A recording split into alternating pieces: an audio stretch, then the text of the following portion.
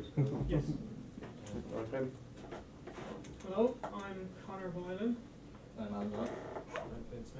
And today we're going to present our game, Zorbot, Megahertz Training Facility.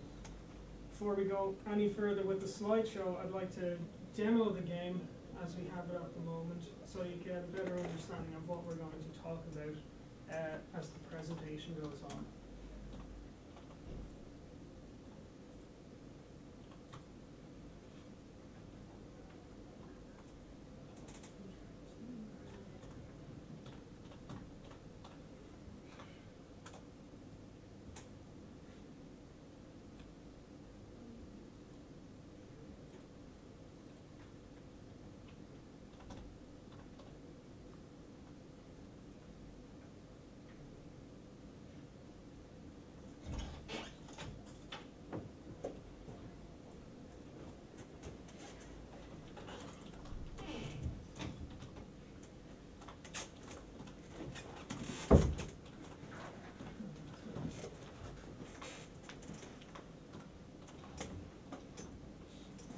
Short little demo there.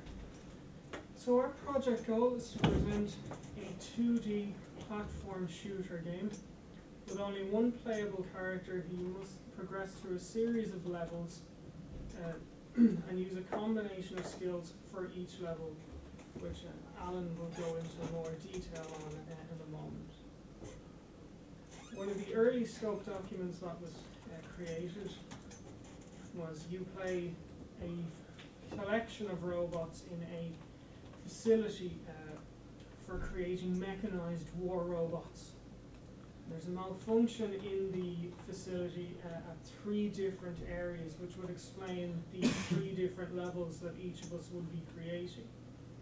And your robots want to be good. They want to be good robots. They don't want to kill things, so they're labeled as scrap. And your goal is to escape the factory so you don't get turned into scrap and you can find a better life for yourself. This concept was, there are elements of this that are carried over into the final game. One that wasn't is that this current one would require 3 characters to be created. One individually to explain why, like maybe one factory is maybe blue and that's why the robot's blue, or red and the robot's red. I'll go on to the next one. The current scope document, you play as one robot in a combat training facility. In this one you have to become, Zorbot is the name of the class of robot you're trying to become, and you play as a recruit who has to complete 3 courses, one designed by each of us. Excuse me. And you use a collection of abilities like running, jumping and shooting. And you have to defeat a boss as well, and all of those things have to be done while avoiding taking damage, and you have to do them within a time limit as well. If you don't do it in the time limit, it's a game over. If you take too much damage, it's a game over. And when you complete 3 levels, you graduate to the rank of Zorbot. The target audience for this game, I think, is a male to female gamer of 7+ years, has access to a PC or Mac because it is a web-based game, have to have internet connection as well. And we picture that the person will like platform, sci-fi, shooters, and fantasy games, because all of those elements are present within our current game. Similar titles, the platforming element, you could say Super Mario. There is a mini game in Ratchet & Clank 3 called Quark Vid Comic, which follows not the similar mechanics, but it's not a game separate. It's not like that is a game you can buy or you can play. And it is a 7+ because we think you'll be shooting other robots, so no people are going to die. The robot might die. It might make a painful sound effect, or the explosion sound effect would be frightening to younger children. So that's why I say 7+, because that's the conditions for giving a game a 7+ rating is like scary sound effects. So I'm going to hand over to Alan now, who will go into the objectives and the coding for this game. So the objective is we have 3 separate levels, and once you complete each level you will move on to the next. The first course, which is the one I designed, is a introduction / tutorial, the platforming and some basic additions to cause you to basically struggle throughout the level. There will be like certain things that could, like fire that might shoot up from the ground, that could damage or destroy the character, and so on. And the objective being to complete it in the time limit and acquire the gun and progress to the next course. The second course, which was done by Connor, is the shooter / platformer. This will basically show you how to use the gun. Enemies are, as well as platforms present. Enemies could be turrets or small robots. And the objective, obviously, again, is to complete it within the time limit and acquire more health to progress to the next course. Finally, the third course is a shooter / platformer, which involves a boss, which is made by Finn. Little platforming. I think he went with it one big room that kind of has some sort of holes in the ground that you can either fall through, the boss can fall through, and you have to either kill the boss by shooting him or maybe hitting a certain thing to kind of destroy him instantly. And obviously beating him within the time limit is the main objective. And once you do that, you progress to the from the graduation academy and become a fully fledged robot in the game. The controls and the codes. The controls is basically simple, using the keyboard, the WASD or the arrow keys, depending on which one you want. Using the up key and so on and so forth. You can see there, and the spacebar to shoot. The codes made for the character move, which is just a basic character movement, left and right, and jumping. Obviously the health increase and decrease was picked up from picking up health packs and taking damage. Shooting, platform moving from left to right, and, up and down. Platform disappearing when stepping on them. You step on them for 3 seconds, and after that will disappear. And then projectiles shooting upwards from pits to cause damage to the player or just destroy them outright. And that's the basics of the code and controls. Next, we're going to hand over to Finn, who will go into the overall design elements of the game.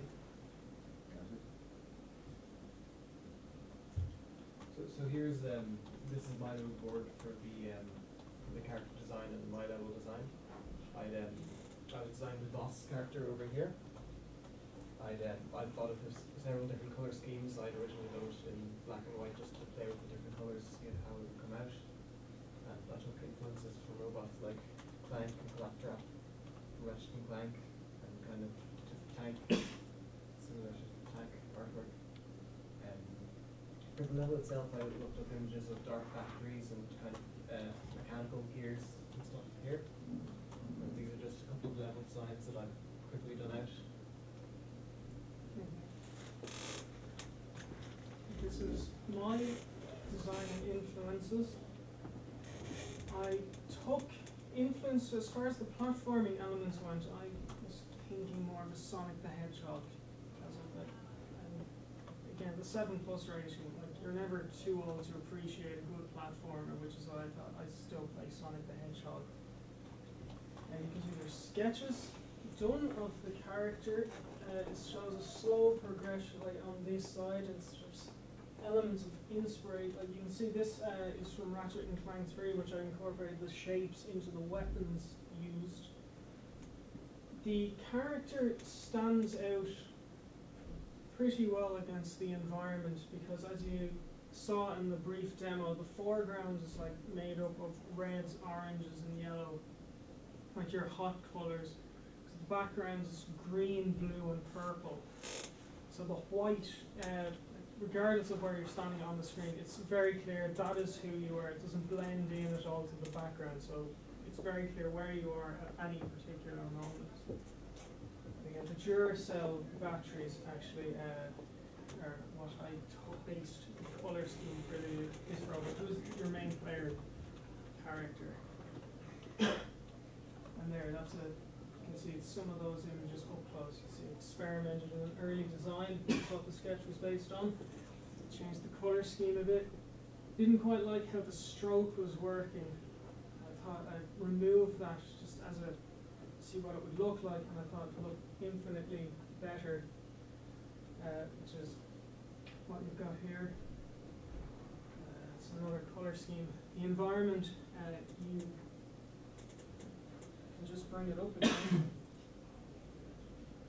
You can see, to try and get the environment to resemble the character better, I put chisel hard and contour effects onto the environment from Photoshop, which give a more defined area of what the edge and the dark and the shadow and the highlights are, which match up close to the character. It's also very clear what's shaded and what isn't, so it's for that reason that the level looks the way it is.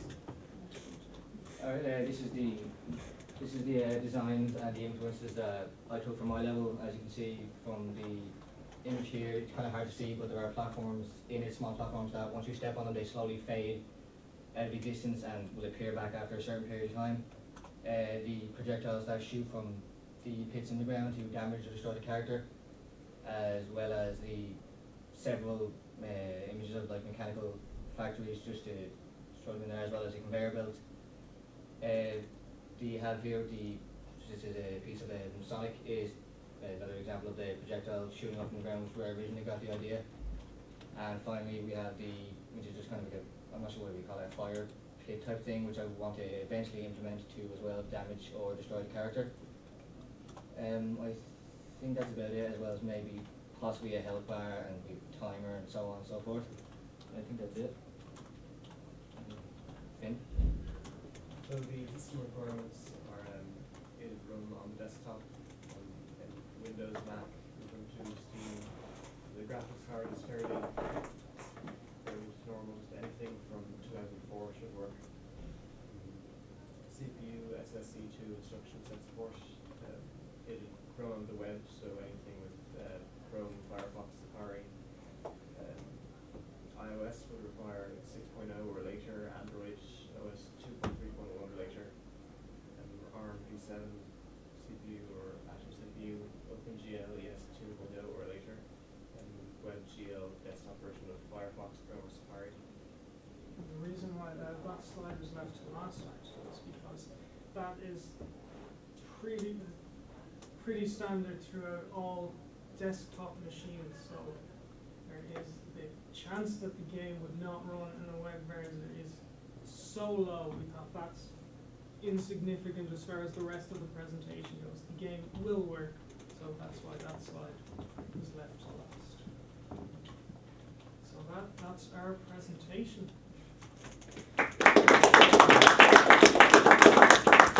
Thanks, Michael. Just a couple of things. Just about the character. How do you complete the game? You have to become a Zorbot, but how do you become a Zorbot? Level 1 acts as a training level. You will take just platforming elements. Your goal in that level is to, from the start point, get to the end point. You collect the guns, and now level 2 is my level. You use those guns. So now there's an extra difficulty, because now not only are you... So in order to get from level 1 to level 2, I mean, can you get there with damage, or do you have to be damage free, or you know? No, you have to do it within the time limit, and you have to avoid taking damage. The damage, the projectiles as well, would sort of push you back. They might, like you saw platforms in my game, you might get knocked off it, you might get sent back down to the level, so that's the challenge, is avoiding the obstacles to get to the end goal. Of course, there's a time limit as well, so you have to be very alert to the obstacles. So if you beat the clock, then you get into the next level? Yes. And can you take damage or not? You can take damage. That's one of the obstacles. If you take enough damage, you die, and the game is also over. So the completion of the level is conditional on whether you have not taken enough damage. If you take your health bar, which there will be one, goes down all the way, the game is over. the timer goes down, the game is over. So if you reach the end of the level before the time runs out and you still have some health remaining, then you progress to the next. Okay, and what about I complete the final level? I've got damage and I've beaten the time, beaten the clock, so do I become a Zorbot? Yes. Okay. The idea is maybe we put up an end screen where the character has just got a black robe over him with one of the graduation hats and it says congratulations, you have graduated. Okay. Can I ask you just presented one scope document there. Like there's a group of 3 here, right? So whereas contrary to other groups there's 3 scope documents, at least, or 4, you know? How come you guys only have one scope document? We have 2 then, over. Well, Were there 3 produced, or? We made individual scope documents. I know a few of them were kind of based around the same type of game, based around a robot with different characteristics in them, and I know we had one or two. So it's just kind of unclear, like the idea of like, you know, getting your ideas together, you know, as a group, right? So we know this group that's suffered a little bit. So, just in terms of artwork, the additional sort of tiles and background seems to be improving the look of things there, right? And then what about the group going forward? Can you guys start to gel a bit now? Because the time's going to really kind of come against you now. You're going to have to really work together now from this point on, you know? Like that's what's missing from this group, you know? Because there's a lot of potential here, but you need to, you know, just focus. You've got time, you know, as you start today. You know what I mean? That would be my advice to you. So otherwise, things are going well, you know? I don't want to see just one person doing all the work. You know what I mean? I know you guys are doing work in the background, but we're not seeing it here as much of it.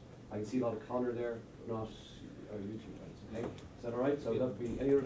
Could I just follow up on that? Yeah, I mean, just you know, taking the earlier groups into example there, the scope documents, they show different ideas from different members of the group, and that's what it's all about, guys. You know, so if you can get stuck in and contribute your ideas as well, it'll make for great work.